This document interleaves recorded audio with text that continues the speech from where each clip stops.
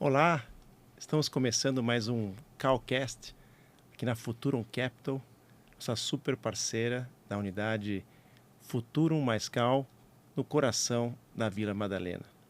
Sou Renato Auriemo, sócio do Cal, e aqui no Calcast eu vou estar recebendo parceiros, amigos, clientes e parceiros amigos, né? A gente vai conhecer um pouquinho mais dos negócios, do mercado, mas principalmente vamos conhecer um pouquinho mais sobre as pessoas por trás dos negócios. E hoje é uma alegria gigantesca, estou com um parceiro e amigo. E cliente. É verdade, parceiro, amigo e cliente, Márcio Yavelberg, com quem eu pedalo de vez em quando, e a gente às vezes fica 3, 4 horas pedalando e conversando. Então talvez na próxima entrevista a gente põe um pedal aqui embaixo, começa a pedalar, aí fica fácil sair assunto, né? A gente pode ficar 3, 4 horas sem perceber e fazendo nossa higiene física e mental. Mas vamos lá. Márcio Yavelberg, especialista que é referência quando se fala em transformar a gestão de pequenas e médias empresas no Brasil. Tem mais de 20 anos de histórico, com mais de 1.800 projetos de consultoria, atendeu mais de 20 mil empresários, né? Foram treinados mais de 20 mil empresários, sócio fundador da Blue Numbers, lindo nome, todo mundo trabalha e sua aqui para ter números azuis. Já liderou projetos de impacto em veículos como Exame, Pequenas Empresas, Grandes Negócios, UOL. Além de ser autor, livro Gestão de Clínicas. Eu vou provocar ele aqui, porque eu acho que ele tem que lançar um segundo livro aqui. Palestrante e conselheiro de empresas. Márcio, muitíssimo bem-vindo, uma alegria ter você aqui. Obrigado, eu que estou adorando estar aqui, é uma alegria. É como você acabou de apresentar, a gente é amigo, parceiro e cliente. E vamos falar um pouquinho do que a gente fala também nas pedaladas, né? Isso mesmo. Muito assunto aqui. Para começar, a gente faz um quebra-gelo aqui, que a gente pergunta, me fale 3 paixões, além da gestão, né, do negócio, do trabalho, fale 3 paixões do Márcio. Família. Bicicleta e violino. Essas 3 paixões. É engraçado a história do violino. O Márcio tocou violino por muitos anos, aí ficou um gap grande, né, sem tocar, e recentemente você voltou com violino. Na verdade eu não toquei muitos anos, mas eu toquei... Há muitos anos. Eu toquei dos 7 aos 10, e não porque meus pais obrigaram, pelo contrário, eu queria tocar violino. Tinha influência da minha mãe, que gostava muito de música clássica. Tinha influência da minha avó, mãe da minha mãe, e do meu avô, que escutavam muito música clássica. E me levaram de pequeno em concerto. E eu queria tocar violino. E aí, quando eu procurei e achei, quer dizer, minha mãe procurou e achou uma escola, eu entrei. Eu era a única criança que tocava, era de noite. E a minha mãe entrou para tocar junto. Então foi muito bom. A gente ficou 3 anos tocando, eu violino, ela viola. Mas depois com um gap de 40 anos sem tocar. E eu, por muitos anos, tive vontade de voltar, de ler partitura de novo, porque eu esqueci tudo. E aí minha filha me inscreveu, 40 anos depois, aos 50 anos, e aí eu voltei a tocar violino de novo. É muito difícil. É isso que eu ia perguntar, porque muita gente... A gente vai falar um pouco, você vai contar um pouco do seu histórico, mas antes de a gente entrar nisso, essa parte pegar o gancho aí do violino, porque a gente pensa muito, sei lá, estou com 50 anos, está com 51, né? 52 anos. A gente fala da dificuldade, às vezes a gente fala, não tenho mais idade para aprender. Você voltou a aprender e a estudar algo muito técnico, muito difícil, né? Que é tocar violino. Tem dificuldades, mas dá uma luz para a gente que está nos 50 aí, se a gente tem capacidade de aprender coisas difíceis. Eu acho que é importante aprender coisas difíceis, né? Acho que aprender coisa fácil, qualquer um consegue. E eu tenho muito orgulho de de estar estudando um instrumento que talvez seja um dos mais difíceis. E ele é difícil por algumas coisas, né? Você tem que tocar com as duas mãos, como um piano. Você tem que ler partitura. Só que tem um agravante aí na história. O piano você aperta a tecla e eu aperto a tecla, o som é o mesmo. O violino você acha a nota no dedo. E o violino não tem a marcação aonde é a nota. Então tem esse agravante. Ele é um instrumento muito difícil. E aí eu queria tocar um instrumento o mais difícil que eu pudesse. São desafios que a gente vai colocando. Eu me delicio aprendendo a ler partitura, e quanto mais difícil, mais legal vai sendo. E aí você trabalha uma parte do cérebro que não costuma trabalhar. Mas eu acho que o violino ele tem muito a ver com o esporte que a gente faz junto e com o trabalho também. Que assim, tem a ver com disciplina, tem a ver com condicionamento, tem a ver com eu aprendi a fazer, eu aguento fazer, vou fazer mais. E a gente vai esticando esse elástico até onde a gente suporta. E a gente, enfim, nessa idade dos 50 a mais, eu acho que começa a ter aquela preocupação do corpo estar bem, né? E tá bem até quanto? Até os 80, 90, 100? A gente não sabe até quando vai. Vamos esticar, né? A cabeça e o corpo. Né? E a cabeça é igual. Assim, é a gente tentar deixar a cabeça funcionando da melhor maneira, do jeito acelerado e produtivo até o resto da vida. É isso aí. Márcio, falando de vida, conta um pouquinho para a gente conhecer quem é o Márcio Havelberg, um pouquinho do seu histórico, né? De como você começou e até chegar aí na Blue Numbers. Profissionalmente falando? Isso. O Márcio, ele tinha muito medo de números. Assim, já possível. Falando... eu nunca fui um aluno brilhante de matemática, talvez porque eu nunca tivesse um professor, nem no tempo da escola, que incentivasse isso. Apesar de ficar entre os melhores da classe, de ir para a Olimpíada de Matemática por estar entre os melhores, mas eu não me via como um dos melhores. Eu não via utilidade naquilo que eu aprendia. E coisas até hoje que eu discuto com amigos engenheiros, que eu falo, para que serve número neperiano, logaritmo, enfim, um monte de coisas. Tirar a raiz quadrada de 240 ou 7.240, assim, para que isso, né? E acho que faltou isso na minha vida, alguém me ensinar para que servia. Enfim, saí da escola, fui fazer faculdade, não me exigia tanto, então a primeira faculdade que eu entrei eu quis fazer e foquei em marketing. Eu não queria finanças porque eu não gostava de matemática, mas a vida me empurrou o que diz um ditado, né, judaico, que fala: os homens planejam aqui, Deus lá em cima dá risada. Era mais ou menos isso que aconteceu na minha vida. E eu sempre trabalhei com finanças, desde sempre. Os estágios eram em finanças, os trabalhos eram em finanças.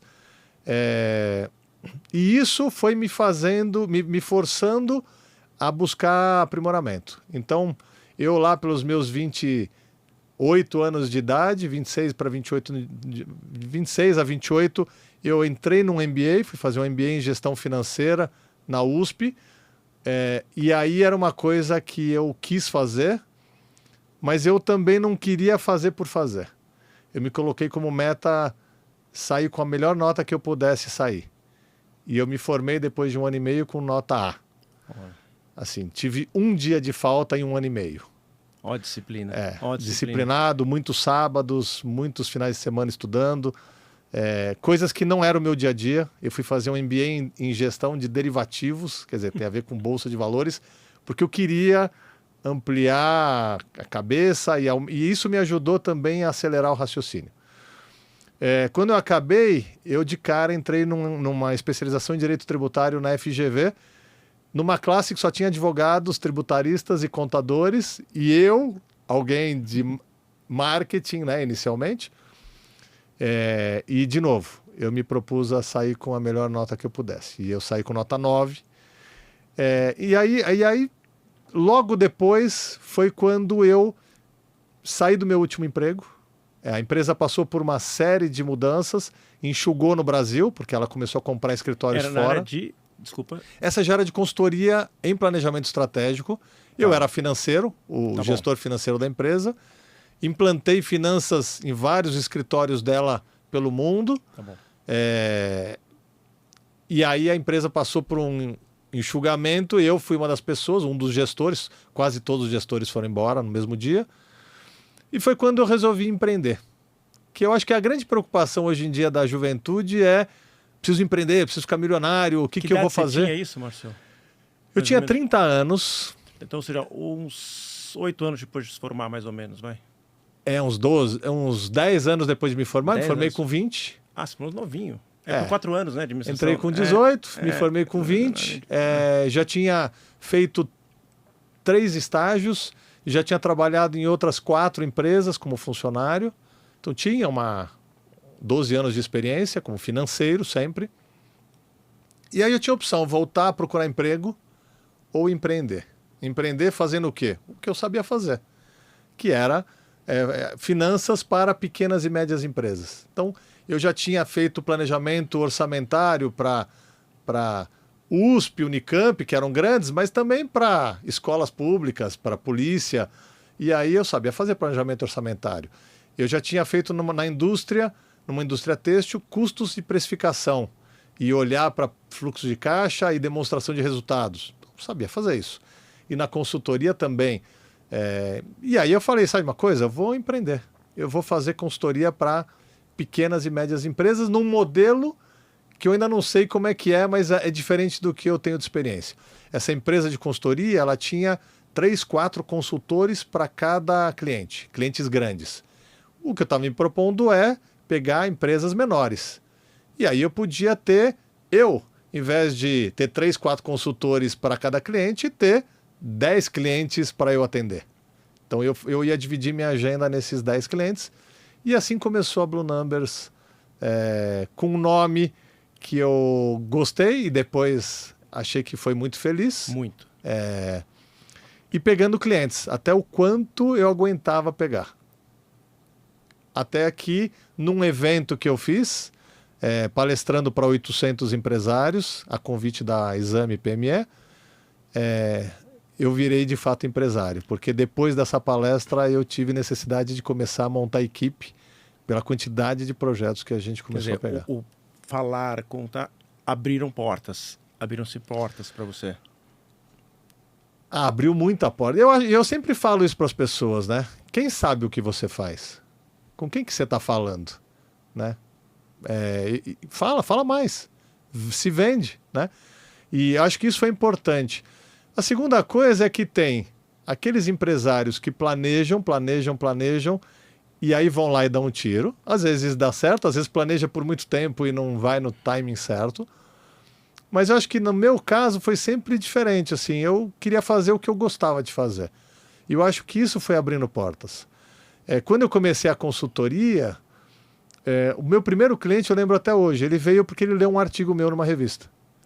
E aí ele falou assim: eu queria saber exatamente quem é você, porque eu não concordo com nada com o que você escreveu. Eu falei: então por que você está me ligando? Né? Genial. Ele falou: porque eu queria conhecer alguém que falasse de um jeito que eu não conheço, não entendo, e penso diferente. Você não quer vir conversar comigo? E aí eu fui conversar com ele. Ele administrava um fundo de investimentos, quer dizer, o cara era um conhecedor de finanças, né, também de derivativos. E ele falou: olha, eu gostei muito do jeito que você pensa, porque eu tenho uma cliente para te apresentar. Eu falei: mas você não gostava do que eu escrevi? Não, mas eu acho que você vai ajudar.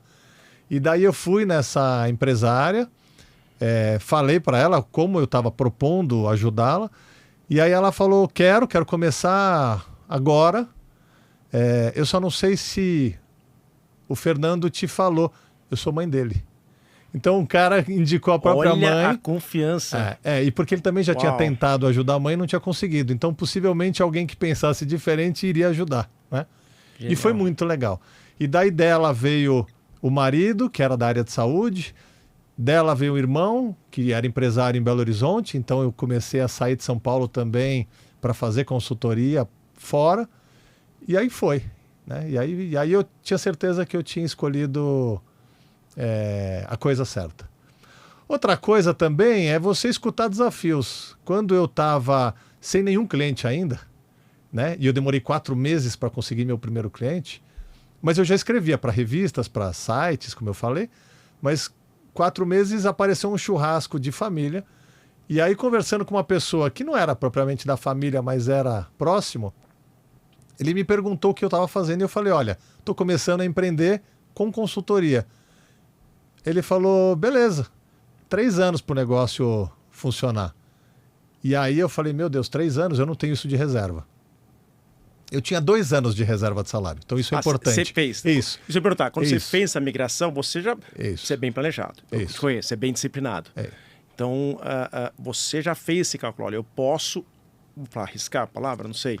Isso, era um risco mais calculado. Calculado. E aí eu me propus a usar no máximo 1 ano desses 2 anos de reserva e que se não desse certo a consultoria, o meu negócio, eu ia voltar a procurar emprego. E aí foi indo. Quando o cara avisou, olha, mas é 3 anos para o negócio pegar, eu falei, esse negócio vai pegar mais rápido. E aí o negócio me colocou tanta pilha, mas sem loucura, mas ele em 6 meses já me dava o salário que eu ganhava antes. Olha, que sensacional. E daí mais 6 meses para dobrar o que eu ganhava de salário, para no ano seguinte triplicar e quadruplicar, e aí foi. Então, eu acho que assim, a vida, primeiro, é não ficar muito tenso de planejar, porque as coisas não vão funcionar. Como no começo eu falei, eu era de marketing, no fim nunca trabalhei com marketing, apesar de gostar demais. Mas se eu tivesse ficado firme na ideia e não me deixasse levar, de certa maneira também, talvez eu não tivesse experimentado esses prazeres todos de conhecer outros universos, de conhecer esses tantos empresários. A empresa já fez 1.800 projetos, mais ou menos. Eu tentei lembrar e tem uma relação, mas eu mesmo já cheguei a fazer uns 450 projetos diferentes para segmentos completamente diferentes. Putz. Então, assim, é uma coisa deliciosa, assim, de você conviver com empresários de muitos segmentos, né? Essa é uma provocação, porque o seu primeiro livro foi Gestão de Clínicas, né? E uma das ideias, por exemplo, 400 empresas diferentes, 400 pessoas completamente diferentes, com histórias. Imagina a quantidade de histórias diferentes que você viveu, que a sua empresa viveu. É um conteúdo riquíssimo, né? Porque você, enfim, compartilhar um pouco dessa experiência. Então, fica a provocação para você lançar o seu segundo livro, tá?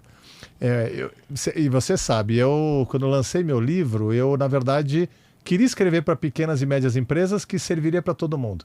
Na época, não se falava em pequena e média empresa, PME. Não tinha esse termo, né? Não tinha. Tá. Existia aquela revista de pequenas empresas, mas não tinha um termo de pequenas e médias, né? Esse público era muito pouco assistido, assim, tinha muito pouca comunicação com ele. E aí, quando eu procurei uma editora, eu escrevi um livro. Na verdade, eu tive uma experiência com a área de saúde, trabalhando em banco. Eu atendia hospitais, clínicas, laboratórios. Depois eu escrevi artigos para uma plataforma, para um site que o público era um público de médicos. E depois de 1 ano escrevendo, eu falei, peraí, eu tenho um conteúdo que daria para desenvolver mais e sair um livro. E daí quando eu procurei uma editora, ela falou, olha, especifica um público. Eu falei, pequeno e médio empresário. Não, isso é muito genérico, especifica um público. Daí eu falei, então vamos para a área de saúde. E aí eu escrevi tentando abarcar esse público de médicos, dentistas, físios, fonos e etc. Mas ficou por um tempo e foi bacana assim, o lançamento e sem esforço nenhum naquele tempo. Eu estou falando de 20 anos atrás. Uhum. Eu lancei em 2006. Não tinha redes sociais como tem hoje, né? Então, era difícil até divulgação. A própria editora tinha que divulgar e não divulgava. Então, o livro ficou um tempo, vendeu ali seus 2.000 exemplares sozinho, que eu achei que foi fantástico.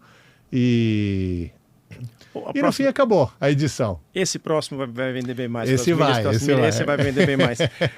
Nesse período, Márcio, antes da gente falar específico nos trabalhos da Blue Number, você fez esses outros projetos, né, de impacto com esses veículos, né, com a própria pequenas empresas, grandes negócios, com a Exame. Você pode falar um pouquinho desses projetos que você participou e se eu entendi, tem alguns projetos que vocês entravam nas empresas e faziam algumas ações nas empresas. E eu queria entender como que é a dinâmica realmente do programa e se de fato vocês conseguiam ver o impacto acontecendo depois de um tempo nas empresas que vocês trabalhavam nos programas. Tá bom. Os programas, assim, eles tinham um tempo limitado. O que as revistas faziam, né? Isso aconteceu na UOL, na Exame, nas pequenas empresas. Eles tinham um tempo que eles limitavam, sei lá, 4 meses, colocavam algumas consultorias para trabalhar aquela empresa. As consultorias visitavam o empresário, conversavam, sugeriam mudanças. E a gente acompanhava ao longo desses 4 meses, um pouco por mês, né? E isso virava pauta para a revista, que era muito legal, de casos práticos, reais. E o empresário tinha muito benefício, porque ele de fato tinha 4 meses de acompanhamento, né? Eu sei que em alguns dos projetos eram poucas consultorias. Então entrava a gente como consultoria financeira, entrava consultoria de marketing, entrava alguém de TI para tentar informatizar a empresa. Era muito legal, mas algumas coisas eram inviáveis de se fazer. Por exemplo, alguém de TI ia lá e falava, olha, você tem que contratar tal sistema. O tal sistema às vezes era muito caro e exigia uma estrutura que o empresário muitas vezes não tinha, ele era pequeno empresário. Então, a maioria das consultorias não vingava depois de um tempo, ou no meio do projeto já começava a se dissolver, mas a financeira não. Porque a financeira a gente se propunha a fazer coisas que ele precisava ter. Era, por exemplo, olhar para os custos e saber precificar direito os seus produtos ou serviços. Era, por exemplo, ter pela primeira vez um planejamento orçamentário que ele nunca tinha ou nem sabia por onde começar a fazer. Era, além de olhar só para o extrato bancário que a maioria dos empresários olha, né, o fluxo de caixa, era ter o DRE, a demonstração de resultados, que é de fato o relatório que vai mostrar se a empresa deu lucro ou não. E ao longo de 4 meses a gente consegue implantar tudo isso. E como a gente conseguia fazer isso, ele via ao longo do projeto as mudanças acontecerem. Então, de novo, para ele era sensacional e a revista conseguia divulgar aquelas mudanças todas que de fato estavam acontecendo. Foi muito legal. E uma coisa que a gente está falando muito com pequeno e médio empresário, né? Aqui nesse canal. Quando que você tomou a decisão de aumentar o seu time? A sua empresa era o Márcio. Em algum momento você falou, bom, agora eu preciso trazer mais gente. Como é que você tomou essa decisão e como que passou a ser a sua dinâmica agora como empresário e empregador, né? Eu vou falar uma coisa que pouca gente tem, mas que é importante na vida, e eu tive, desde bem jovem. Eu tive um mentor. Era um primo da minha mãe, então uma geração acima, um cara muito bacana, ele é muito bacana. Ele abriu um escritório de advocacia com mais 3 sócios, há 50 anos atrás, e ele virou entre os 3 maiores escritórios do Brasil. O cara teve uma baita experiência, vivência, e eu acabei me aproximando dele porque é um querido, mas com o objetivo dele me mentorar ao longo da vida. Não foi um encontro. Então a gente, pelo menos uma vez por ano, sentava, eu colocava em pratos limpos sobre a mesa o que eu estava passando. E isso que você me perguntou foi um dos temas de uma das mentorias. Eu falei, quando é que é o momento de eu sair da minha casa para ter um escritório? Quando é que é o momento de eu ter alguém para me ajudar? Ele falou, não está escrito em lugar nenhum. Você vai sentir quando é o momento. Quando você achar que você precisa atender alguém e não dá para estar na tua casa, você vai procurar um lugar. Quando você não estiver dando conta de fazer algumas tarefas, porque são mais operacionais, está na hora de você ter um assistente para te ajudar a fazer isso. E de fato foi o que aconteceu. Então eu acho que essas preocupações do pequeno empresário não vai estar em lugar nenhum, não tem nenhum livro escrito quando e como fazer. Ele vai sentindo o momento certo e aquilo que está atrapalhando ele.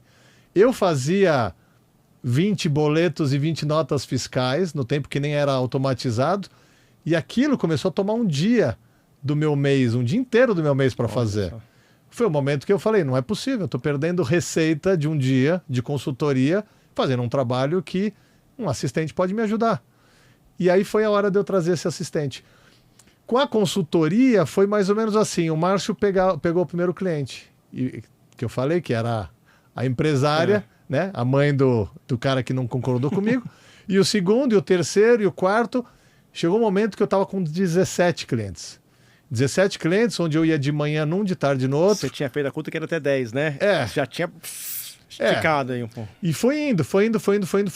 E estava assim, maravilhoso, financeiramente maravilhoso. Mas eu estava completamente estrangulado já.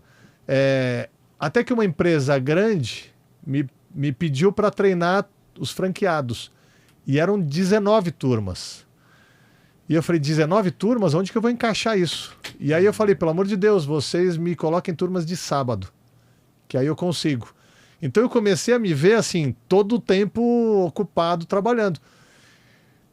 E aí eu comecei a sentir que já era o momento de trazer alguém. E aí eu fui fazer uma palestra para 800 pessoas. Quando eu cheguei lá e olhei 800 cabeças me olhando, eu falei, tá bom, vamos brilhar. Vamos falar o que o empresário está sentindo de dor e como é que ele resolve essa dor.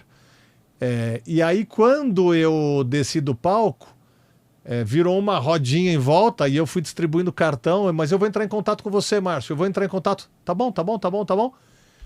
E a gente dobrou o tamanho da consultoria depois desse evento. Foi quando eu corri para um amigo de MBA e falei, cara, o que você está fazendo? Eu vou prestar concurso. Eu falei, não, esquece concurso, não vai levar a lugar nenhum isso aí. Vem fazer consultoria. Não, mas não sei fazer. Eu vou te ajudar. Vem junto, os novos clientes, de um jeito eu vou tentar te acompanhar e a gente vai fazendo. E aí foi o primeiro. E aí veio o segundo, veio o terceiro, veio o sexto, veio o oitavo. Então, de novo, quando é o momento? O momento quando você tem vontade de crescer. Tem muita gente que eu converso e fala, não, a minha empresa sou eu e eu quero ser assim, não quero cuidar de ninguém. E tá tudo bem. E tem gente que quer ter 600, 800 funcionários ou 7 mil funcionários e também tá tudo bem. Mas é uma boa lição para tirar um pouco da ansiedade, né, Márcio? O pessoal quer sair fazendo, será que estou atrasado? Será que eu devia ter feito isso? Será que eu devia ter feito aquilo? Calma. Você vai perceber, você vai sentir a hora que você realmente precisa dar o próximo passo, o próximo movimento aí que você precisa ser feito. É isso. Márcio, agora já que você falou da dor, né? Essa é uma pergunta forte. Qual que é a principal dor ou quais são as principais dores do pequeno e médio empresário? Eu acho que tem algumas dores. Algumas. Eu acho que tem uma dor que sabe aquela dor do crescimento? A pessoa que está crescendo, pessoa física crescendo, e começa a sentir dor no músculo, dói o joelho, dói o cotovelo. É uma dor de crescimento mesmo. Os ossos vão esticando e você sente dor.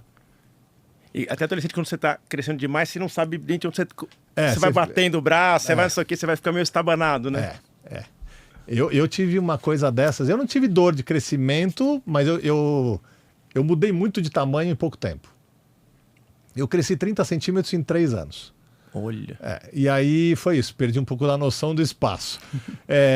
Mas acho que uma dor de crescimento do empresário é exatamente essa. Eu estou crescendo, sou sozinho e vou começar a ter equipe. Eu estou em casa e preciso ir para um coworking, ocupar um espaço. Ou eu estou usando uma baia no coworking e agora estou vendo que eu preciso ter uma sala porque já tenho uma equipe. Ou eu estou no Simples e agora meu faturamento já vai me desenquadrar do Simples e quanto que vai ser essa tributação? Eu acho que esse crescimento causa uma série de dúvidas, né? Outro, antigamente, e cada vez que o tempo passa vai encolhendo, é a margem dos negócios. Vários negócios deixavam 20%, 15% e passaram a deixar 12%, 10%, 8%. E aí tem essa questão assim, de entender bem os números. E a maioria dos empresários não é financeiro, né? Eu olho assim para o pequeno e médio empresário, até o médio. Eu vejo que são pessoas que sabem fazer muito bem aquilo que vendem, são técnicos, né? Então, ou em serviço ou num produto, mas sabem desenvolver muito bem aquilo. E muitas vezes são muito bons vendedores. Mas eles odeiam finanças e odeiam RH, né? Administrar gente. Eu acho que essas são as dores. A Blue Numbers, ela tem um braço financeiro, mas ela tem um braço de comercial e marketing e tem um braço de RH e processos. Que legal. São os três pilares que são as maiores dores dos empresários. Eu posso, por exemplo, se eu quisesse contratar a Blue Numbers, eu posso escolher só o módulo financeiro, eu posso só o RH, eu posso fazer um turnaround inteiro aí na empresa. E aí, se for uma coisa mais completa, de qualquer maneira, vão especialistas nessas áreas. Não é um consultor genérico, porque a gente gosta de trabalhar mais profundo. Tá. Você falou das dores. E o maior medo? Eu acho que tem alguns medos do empresário. Acho que tem alguns medos. Primeiro, o empresário brasileiro, ele sabe que ele está vivendo num ambiente de risco o tempo todo, né?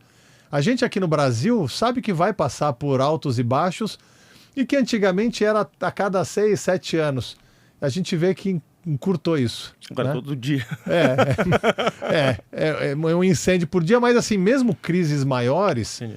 a gente sai de uma pandemia, logo depois já entra numa crise econômica, a gente tem muitas surpresas, né, no Brasil, e isso faz dólar oscilar demais, isso faz preços oscilarem demais, inflação. Eu acho que isso causa um certo pânico nos empresários. Eu acho que essa insegurança é grande, mas eu diria que é o seguinte, ela deve causar mais pânico naquele empresário que não enxerga o próprio negócio, né? Que não olha para os números, não tem um planejamento, porque o planejamento ele serve para isso. E se o dólar subir, o que eu faço? E se aumentar meu custo e eu não conseguir mexer no preço? É um pouco do medo do desconhecido. Se você não está organizado, se você não está estruturado, é como se estivesse navegando sem bússola, sem nada. Mais ou menos isso? E muito dependente de alguém te falar. Será que o contador está falando certo? Será que o gerente do banco está me oferecendo o melhor produto? E não está. Eu vim de banco, posso falar, não está. Não tá. Né? E eu saí do banco, eu pedi demissão do banco, trabalhava num banco internacional, quando eu comecei a levar algumas soluções para clientes que não eram o que o banco levaria.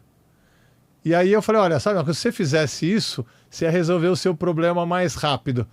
E daí quando eu fiz isso com 2, 3, eu falei, não estou no lugar certo. Eu estou indo contra o que o banco estaria me mandando vender. Eu preciso ir embora daqui. Seu bônus vai ser baixinho. Eu preciso ir embora daqui. Foi quando eu pedi demissão do banco. Olha, que interessante. E Márcio, uma dúvida que eu tenho do pequeno e médio empresário. Existe muita confusão entre a pessoa física e a pessoa jurídica? Total. Porque tem uma coisa, muita empresa que começa, ela não tem crédito. Então começa por aí, não tem crédito. Por quê? Porque não tem histórico. Então vai no banco, abre uma conta corrente, e quanto que vai ter de limite? Nenhum. Não tem histórico nenhum, então o banco segura muita coisa, mas você como pessoa física já tem um histórico, tem um cheque especial, tem um cartão de crédito, então muitas coisas que você precisa começar a comprar, seja um equipamento, uma máquina, um computador, um carro, um celular, você vai na física, né? É onde tem recurso, onde tem crédito, onde você pode parcelar. Então já começa a mistura desde sempre, né? Desde o começo. Dificilmente alguma empresa não começou desse jeito. O problema é que muito empresário segue com esse modelo. Tá lá, tá indo. Tá lá, assim, o meu plano de saúde tá lá ou tá aqui, o meu cartão, tem coisa que mistura, e aí eu uso o cartão para pagar almoço para levar um cliente ou para levar minha família, e já vai misturando. Mas muito empresário ainda fica com aquela percepção, mas é tão pouco, que tudo bem, não está fazendo a menor diferença. E às vezes não é tão pouco, e às vezes não é tudo bem. E mesmo se for pouco e tudo bem, pelo menos que ele enxergasse o que é a empresa, o que é a pessoa física. Porque tem muita empresa que é lucrativa. Tem muita empresa que é legal, apesar de ser pequena. Mas tem muita pessoa física que é maior do que aquilo que a empresa pode gerar. E aí fica com a impressão de que a empresa que não é boa. Ou que a empresa já não é mais tão boa como foi antigamente. Você falou assim de ter o lucro, ter uma empresa pequena. Hoje todo mundo fala, vou montar minha startup. startup daqui a 2 anos, ou 2 anos até é bonzinho, né? O pessoal fala, em 1 ano eu tô milionário e minha empresa vai faturar bilhão. Não é para ser unicórnio, né? Tem que ser para bi, né? Para ser unicórnio. Mas está tudo bem, né? Se ficar pequeno e médio. Você tem experiência de muitas empresas que há muito tempo continua como pequena, continua como média, e está tudo bem, estão saudáveis, tudo bem? Tem vários felizes, casos. E mais do que saudáveis. As empresas estão saudáveis e os sócios, os donos estão felizes. Tem vários casos, né? Em primeiro lugar, o que eu falo, e o nome da minha empresa Blue Numbers ele não é o número azul na primeira linha, no faturamento. Ele é na última linha, é o resultado, é o lucro. Muito empresário conta vantagem em rodinha de amigo que a empresa dele está faturando milhões, que foi o melhor ano, está 30% acima do faturamento do ano passado. Isso não diz nada, pelo menos para mim não. Eu quero saber o seguinte, você pode não ter crescido nada no faturamento, o teu resultado melhorou? Se o teu resultado melhorou sem ter crescido nada, parabéns. Tá lindo. Você fez uma lição de casa. Fez uma lição de casa, cortou custo, melhorou margem. Tá tudo certo. Tá tudo certo. Então, e aí se você conseguir crescer com essa lição de casa feita, o teu resultado vai alavancar muito mais. E tá tudo certo. Então, eu acho que assim, a primeira questão é, o negócio é lucrativo? O negócio está indo bem? Dá para crescer com segurança? Porque ontem eu fui, por exemplo, numa plataforma digital de um cliente que é uma fábrica de alimentos e ele quer começar a fornecer através de uma plataforma. Tá bom. E aí veio uma sugestão, né? Mas isso... E aí o cliente falou, a gente podia triplicar, podia vender 10 vezes mais do que a gente vende. Esse é o cenário? E aí na reunião eu perguntei, como é que é o histórico de um negócio como esse? Quanto que dá para se esperar de venda? E aí ele trouxe um número que é 10% do que a empresa vende. Eu falei, nossa, mas se a gente precisa investir um tanto para estar na plataforma, isso aí você vai recuperar em 2 anos. Não pensa que você vai já começar a bombar de vender e ficar milionário. Não. Você tem que botar dinheiro antes, por 2 anos, ou pelo menos por 1 ano, para o segundo ano recuperar o que você colocou de dinheiro, para daí começar a... Você tem esse dinheiro para colocar? Acho que não dá para entrar nessa jogada. Então, assim, precisa fazer conta. E a maioria não faz conta. É onde eu queria entrar agora. Quais são os principais erros comuns do pequeno e do médio empreendedor? Não saber fazer conta. 7 vezes 8, 56. Olha aí. Seria ótimo, né? Seria ótimo. Assim, e tudo bem. Márcio, mas tem calculador e tem computador. É saber fazer a conta, estruturar a conta. Assim, eu quero fazer... eu quero lançar um novo produto, eu quero lançar um novo serviço. Ótimo. A ideia não é boa? É boa. E aí, como é que você vai vender? Aonde você vai vender? Por quanto você vai vender? Com quem que você está falando? Mas como é difícil precificação, Márcio? Precificação é muito difícil. É difícil. É difícil, mas dá para fazer. Né? Dá para fazer. Na verdade, quando você vai precificar... Tem técnica, tem metodologia? Tem, total. Pensa uma coisa, quando você vai fazer a precificação de um produto ou de um serviço, a primeira coisa que você tem que fazer é pegar todos os gastos da empresa e já separar o que é variável, quer dizer, quanto mais eu vou faturar, mais eu vou gastar, do que é fixo. O aluguel, a folha, né? Imposto é variável. Os insumos que eu vou usar, variável. No meu caso, as horas dos meus consultores são variáveis. Quanto mais projeto eu pego, mais horas eu preciso, né? Então mais gente eu vou ter. Então, primeiro separar o que é imposto, né? O percentual de imposto, separar esse valor, esse custo variável, custo direto, e depois as despesas fixas. E daí, se eu tiver isso bem organizado, eu consigo simular do preço que eu for vender, quanto de percentual de imposto que eu deixo, quanto de custo de mão de obra, o custo de insumos que eu estou gastando, eu perco. Quanto de frete é variável, quanto de taxa de cartão, comissão, variáveis. Maravilha, me sobrou quanto de margem? E esse é o principal conceito financeiro. Essa frase você gosta. Qual é a margem? Tem margem? Eu vou dizer... Quanto mais você vende, mais você perde ou você tem margem? Isso, deixa a margem. E essa margem é suficientemente boa para pagar a despesa fixa? E se pagar, sobra quanto? Para mim, assim, o principal conceito financeiro e que pouquíssima gente sabe, então já estou dando a melhor dica que eu posso dar hoje é qual é a margem de contribuição do seu negócio, qual é a margem de contribuição dos seus serviços, qual é a margem de contribuição de cada produto que você vende. Tem que fazer por produto. Por produto. Por linha de produto, por produto. E vou dizer, você vai fazer isso e você vai identificar que tem serviços ou produtos que não deixam quase margem. Ou que deixam a margem bem menor do que outros que você também vende, mas estão ocupando quase que o mesmo tempo para vender. Vão ter produtos que deixam margem negativa, que significa que quanto mais você vende, mais prejuízo você tem. O melhor conceito que a pessoa precisa conhecer qual é a margem. Então a margem é daquilo que eu faturo, daquilo que eu vendo, o preço, tiro o imposto e tiro todos os custos variáveis, me sobra a margem. E Márcio, e como que vocês fazem? Hoje, a Blue Numbers, eu quero contratar a Blue Numbers para vir na minha empresa. Como que é o processo bem, você fez a proposta, contratei a Blue Numbers, mas como que é a sequência do trabalho? Como que vocês entram nas empresas? A primeira coisa é saber escutar o cliente. O cliente vem com a demanda, né? Então o cliente vem com a demanda e fala, olha, eu preciso entender se está sobrando dinheiro ou não. Quando ele já me fala isso, eu já pergunto quais as informações que ele tem, que relatórios. Como é que você precifica? Quais são os teus custos? Não tenho certeza. Então daí a gente começa. Escuta muito, eu acho que... acho que eu uso uma planilha que alguém que passou por aqui deixou, né?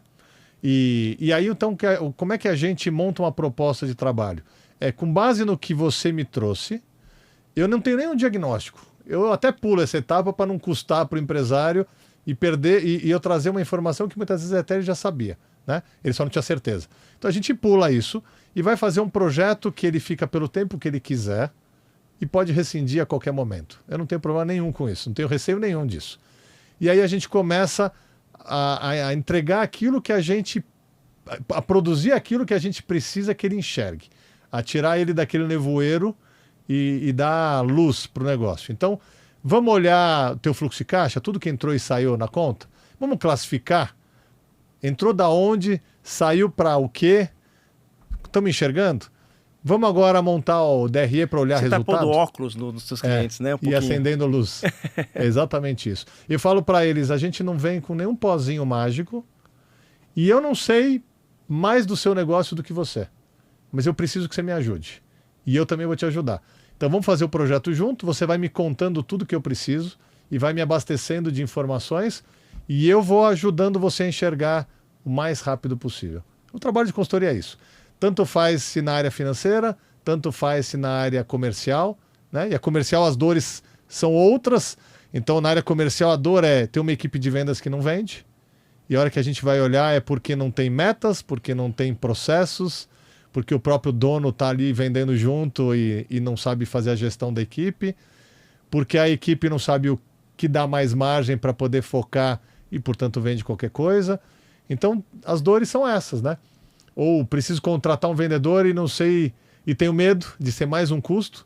E daí o que a gente fala, olha, conhecendo a margem do teu negócio, pega esse custo, divide pela margem e você sabe quanto ele precisa trazer. Por exemplo, se eu tenho um negócio que me deixa...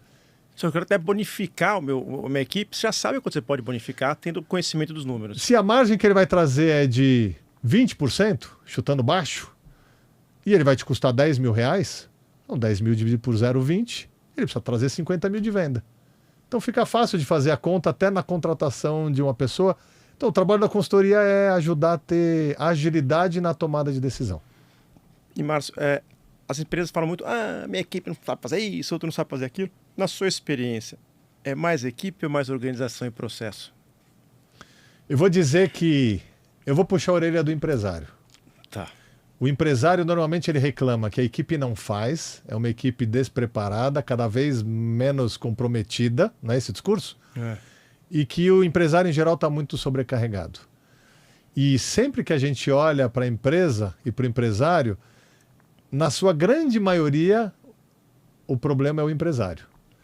Sabe quando o funcionário vem e entrega e o empresário olha e fala, tá uma porcaria. Mas ele não devolve pro funcionário, explica como é, ensina como fazer e aí devolve. Não, ele já pega e fala, pode deixar, eu faço. Pode deixar que eu resolvo. Então o empresário, ele ensina ao colaborador que não precisa fazer melhor, que não precisa desenvolver, porque mesmo quando vem melhor, mesmo quando vem um bom trabalho, muitas vezes o empresário fala, tá bom, deixa. E aí vai mexer.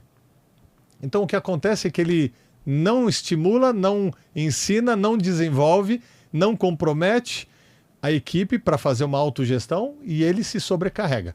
Em geral, esse cenário acontece muito. Posso contar um caso que eu vivenciei essa semana? Pode contar, porque eu quero contar esse caso, e depois eu queria que você contasse, não precisa citar nomes, etc. E turnaround, de empresas que você pegou tendo prejuízos, que não sabia que tinha prejuízo. É uma delícia. Que você fez, de repente você fala... O próprio empresário olhar e falar assim, meu Deus, é uma delícia. Então dá dinheiro no nosso negócio, dava para dar dinheiro e a gente não sabia. Conta as duas coisas pra gente, tá então. Bom. Primeiro caso, e é bem recente. Eu fui essa semana, liguei para uma funcionária de um cliente meu, de um ex-cliente meu, que eu já não falava com esse cliente há mais de um ano. Esse cliente, ao longo da consultoria, e que a gente conviveu por uns 2 anos, ele tinha problemas de saúde, então vira e mexe ele era internado, e aí a gente dava um tempo, daí voltava, a gente de novo atendia, ajudava, melhorou os processos, informatizou a empresa, colocou sistema financeiro, tinha custos de precificação, tinha metas de vendas, meta de resultado. A gente conseguiu implantar tudo isso ao longo desses 2 anos entre idas e vindas, e muito bem. A última vez que eu tive contato com ele, ele foi internado, né? Assim, na semana que eu tive contato, ele foi internado.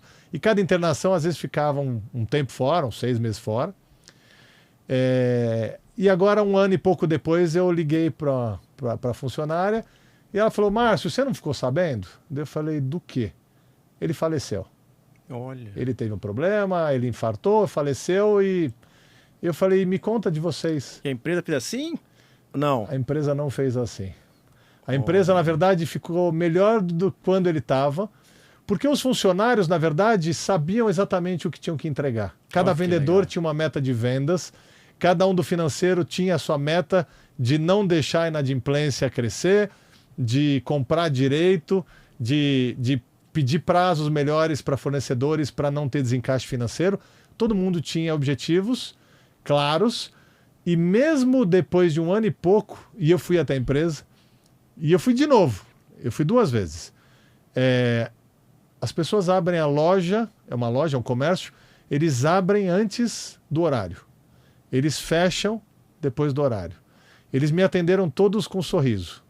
E todos agradecendo que tem emprego, e que estão felizes, e que se tratam bem, e que todo mundo sabe o que tem que fazer, e se ajudam. Eu vou dizer que assim, é um dos grandes medos, inclusive meu, do que vai ser da minha empresa quando eu não tiver mais. Olha. A família assume, os filhos assumem. Então, esse aqui tem que entrar nos principais medos do empresário. Esses são os principais medos. Os filhos vão estar aí para assumir, os funcionários vão ter condição de assumir. E eu vou dizer, eu me surpreendi. E assim, eu saí de lá emocionado e falei, eu vou gravar alguma coisa para deixar isso assim, na memória, porque assim, eu nunca tinha visto uma empresa com tanto tempo depois, 1 ano e pouco depois, sem o dono. Tem mulher? Não. Tem filhos? Tem. Um não mora nem no Brasil e um mora em outro estado, não aqui em São Paulo. Uma vez por semana, um deles faz um call, né, com uma funcionária só, com a financeira, para saber se está tudo bem ou não. E eles são autogerenciáveis. Eles administram a empresa por conta, se ajudando com o objetivo de manter o emprego de todo mundo, com o objetivo de levar o nome da empresa adiante, mesmo o dono não estando. É uma coisa assim que eu fiquei... Extraordinário. Cultura forte, processo bem estruturado e as pessoas acreditando no que elas estão fazendo. Elas testaram, viram que funciona de verdade e isso trouxe o comprometimento. E uma coisa que eu também saí até para mim, assim, o quanto que a consultoria teve um papel fundamental assim. Então, assim, o meu propósito de vida aí como empresário é fazer com que os negócios prosperem, cresçam e mantenham os empregos de todo mundo.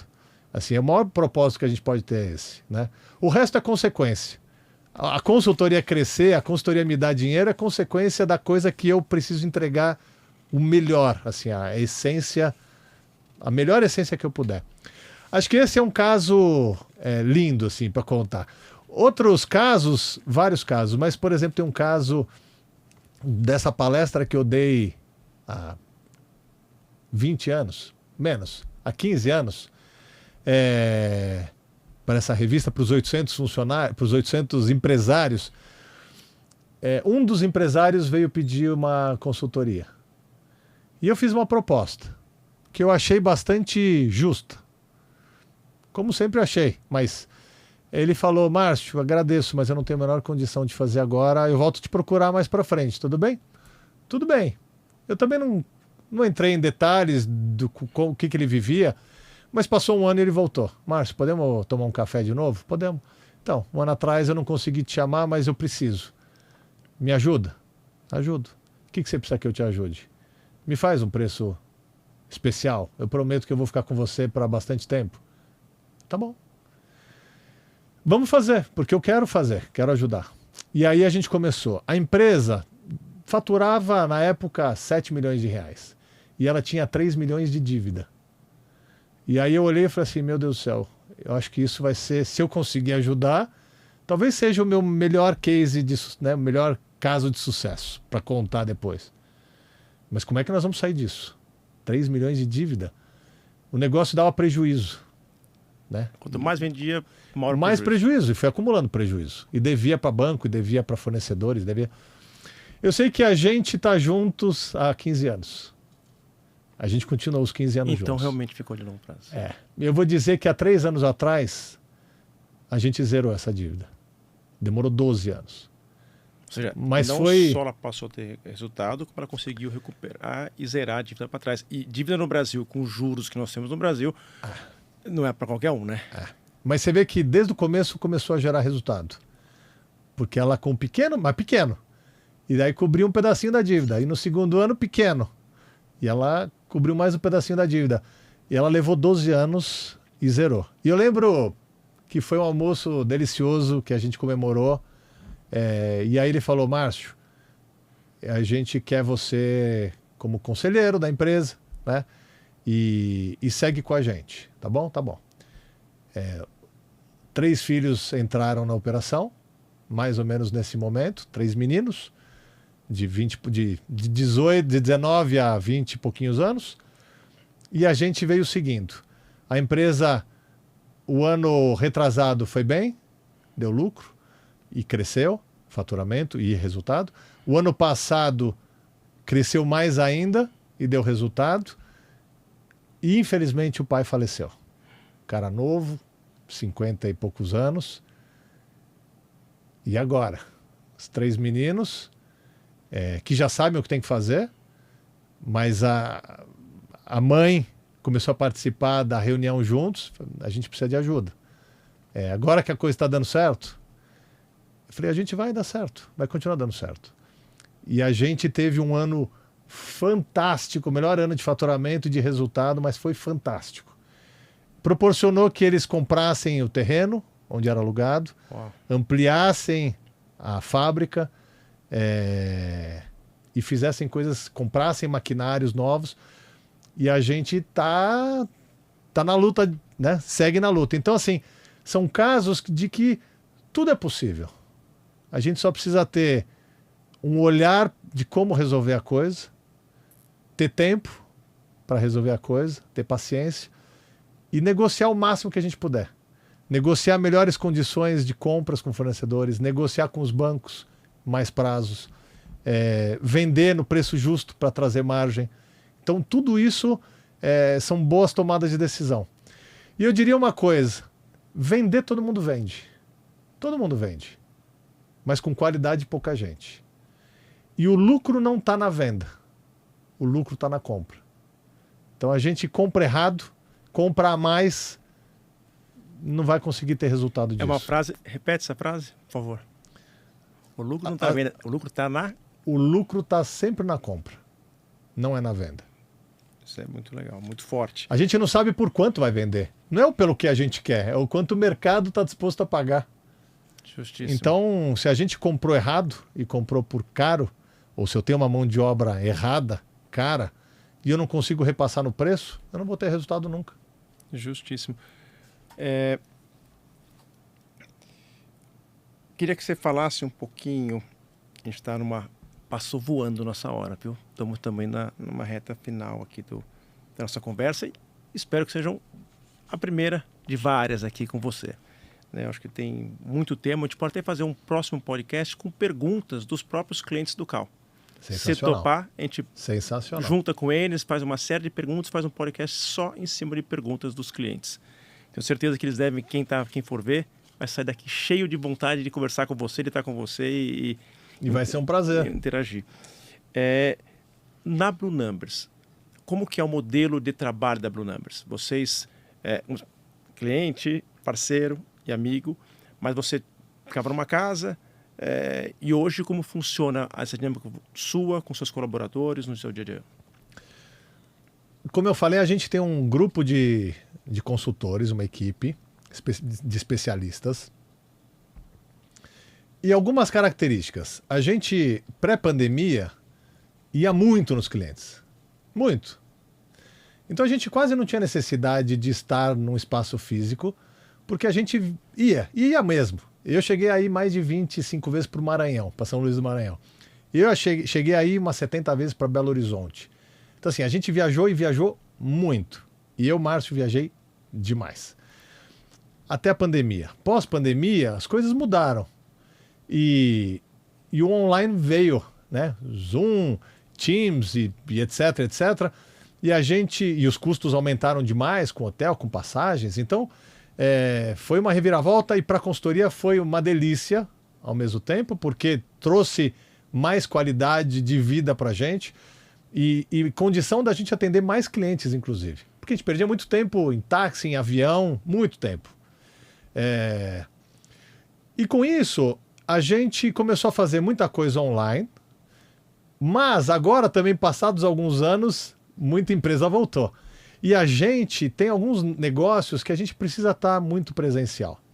Fábricas, a gente gosta de estar na produção, olhar e falar com as pessoas.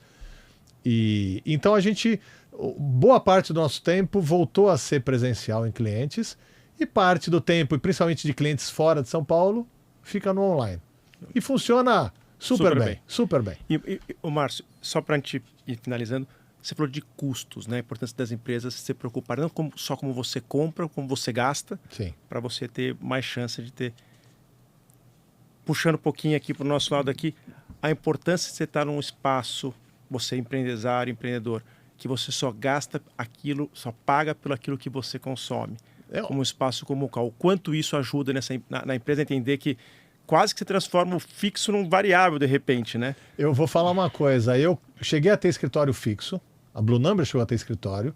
A gente chegou a ter um conjunto, no começo um conjunto comercial, depois a gente foi para uma casa que era uma delícia, tinha lareira, a casa, era uma delícia. Perto de onde eu moro, então era fácil. E eu vou dizer que era uma dor de cabeça toda semana. Eu tinha a secretária lá que me ligava, Márcio, com essa chuva, caiu a árvore do vizinho na nossa fiação, nós estamos sem internet. O que eu faço? Estou sem internet aqui, sem telefone. Márcio, a moça da limpeza está perguntando como é que ela pode comprar produto de limpeza. O moço da maquininha de café diz que tem que... Eu falei, gente, vocês vão me deixar trabalhar ou não vão? Eu preciso estar na rua atendendo cliente, vendendo. Esquece. E aí foi exatamente isso. Eu falei, posso falar uma coisa? Eu não estou aguentando mais essa encheção de eu ter que administrar uma casa, um escritório. Eu preciso ir para um lugar onde me deixem trabalhar, né? Onde eu pague um boleto só. Não preciso pagar faxineira, pagar secretária, pagar cafezinho, pagar... Não, me dá um boleto só, eu pago um boleto. E se eu precisar ir, eu vou. E se eu precisar de mais espaço, eu tenho. E se eu não precisar ir, ninguém vai me ligar me cobrando nada. E assim foi minha mudança. Eu fui para um coworking exatamente buscando tranquilidade para que eu pudesse ter tempo para fazer o que eu preciso fazer. Muito legal. como eu disse, finalizando, eu acho que tem uma frase que uma outra pessoa que... Desculpa, mas além da economia. Sim. Obviamente, o que eu gastava com uma casa inteira, o mês inteiro e... São os custos escondidos, né, Márcio? Você que olha assim, a gente fala, quanto você gasta de ocupação? O cara fala, gasto X. Na hora que você vai a fundo, às vezes Posso é 2, falar? 3X. Eu gasto hoje 15 ou 20% do que eu gastava na casa há 7, 8 anos atrás. Olha só. E com É um muito mais absurdo. qualidade de vida e muito mais foco no negócio. E sem me exigirem nada. Aí. E o que eu comentar é que assim, a gente entrevistou uma cliente nossa do Cal, que faz trabalho também de B2B, né? Faz um trabalho de empresa para empresa. E ela falou uma coisa que para mim é muito forte, que é o principal ativo de quem faz trabalho B2B, é a confiança. Total. E você transmite isso com perfeição, com maestria. Né? Então... Agradeço. Exatamente, queria dizer isso, assim, é um prazer estar com você aqui. Eu sou testemunha da qualidade do trabalho que você faz, da sua equipe lá na Blue Numbers. E, de novo, reforço que o ativo número 1 é a confiança e vocês fazem com maestria. Parabéns, obrigado por ter vindo aqui. Foi uma delícia, faltou tempo, mas foi uma delícia ter essa conversa com você. Eu agradeço demais, foi um prazer enorme. Sabe quanto eu gosto de você. E quando quiser, estou à disposição. Para a gente continuar. Está convocado. Obrigado. Obrigado.